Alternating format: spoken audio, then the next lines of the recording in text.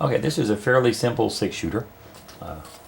Uses a single 260. Now you've chosen a gray, and I've got about 4 inches uninflated on it. What we're going to do is we're going to start by making a little tulip twist on the end.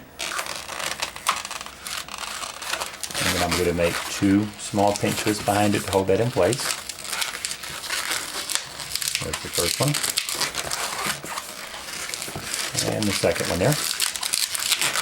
Just like that. And we're going to make about a 2.5 to 3 inch barrel. I'm going to need 2 pinch twists here. So there's 1 and 2.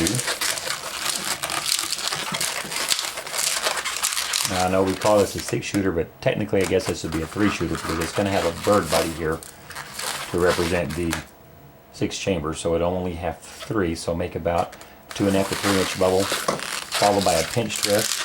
And then we're going to make 2 more bubbles the same size as this and go up to here and back to make a bird body, but because of our pinch twist, they don't have to roll through. So wrap it around the 2 pinch twists there.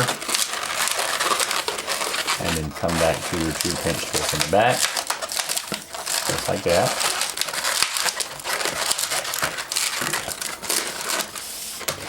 Now we're going to make our handle, so we're going to go down about 3 or so inches and then come right back up the same size.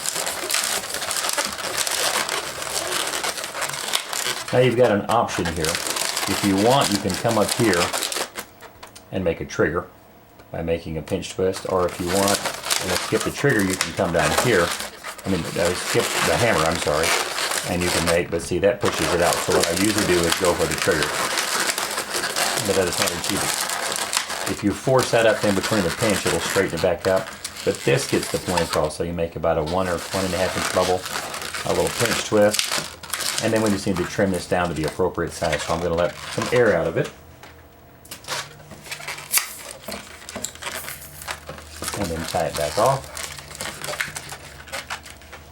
Clean that up. And there you've got a very simple and quick little 6-shooter.